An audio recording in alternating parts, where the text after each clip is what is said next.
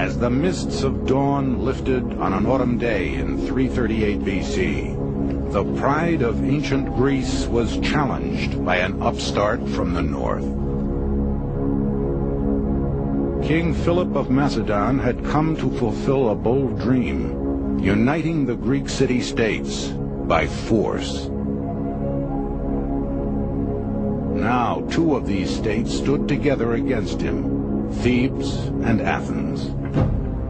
In the summer of 339 BC, Philip led his men south, toward the Greek heartland. Their very march was revolutionary. Philip banned the trains of wagons that slowed an army. Each infantryman carried his own weapons and mess kit.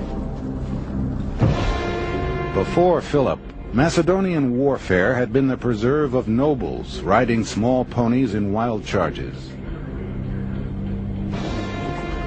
Philip would drill his cavalry as rigorously as his infantry, and train them to ride in a wedge-like formation as formidable as the phalanx. Striking the enemy line at its weakest point, his horsemen would drive it apart. It was another revolution in warfare.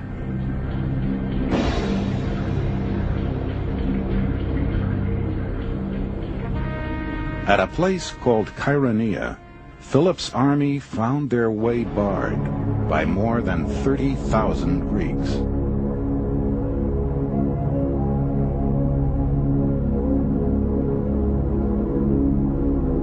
They wore heavy bronze armor and advanced with their short spears held at the shoulder. When they locked in combat, they would thrust at Philip's men from behind their wall of shields. The Macedonians under Caenis had a singular advantage, a sarissa, a pike up to 20 feet long, held underarm and tipped with a foot-long blade. Row upon row, bristling with pikes, this was the Macedonian phalanx.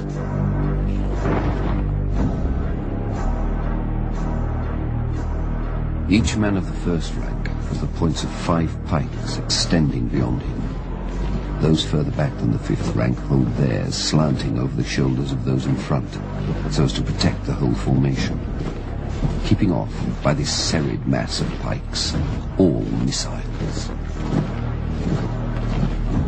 The first and last ranks wore heavy breastplates. The troops within the phalanx, needing only a light shield, were relieved of the burden of armor, and Philip was relieved of its cost. Thus could he field such a large army. So long as its lines remained unbroken, this forest of pikes could not be penetrated.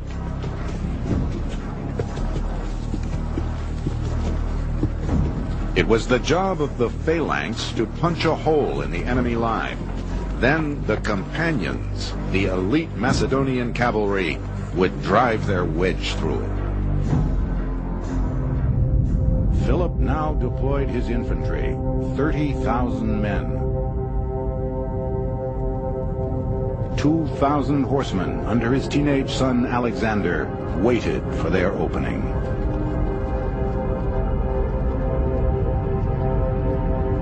Horses and men, gleaming not with gold, not with multicolored clothes, but with iron and bronze.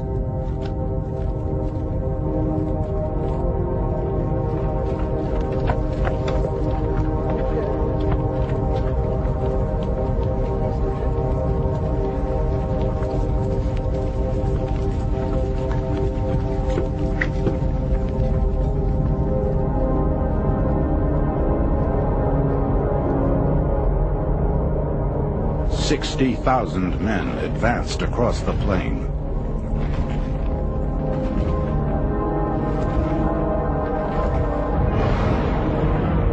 At the height of the battle, Philip signaled his right flank to steadily fall back.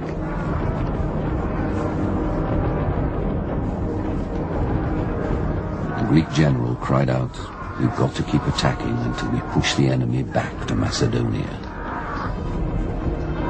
Philip remarked, "The Greeks don't know how to win." On the Macedonians' right, the men kept pulling back. Sensing victory, the Greeks surged forward. What looked like retreat was a well-rehearsed trap.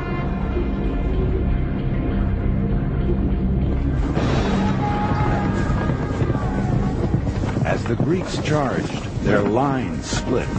The Macedonian cavalry, led by Prince Alexander, struck at the gap.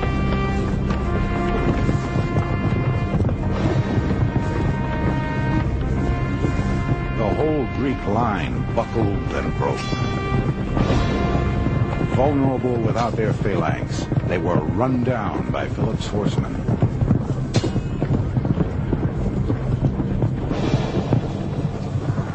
The Greek army was destroyed. A lion would mark the graves of the Theban Sacred Band, an elite unit wiped out by Macedonians in a few hours.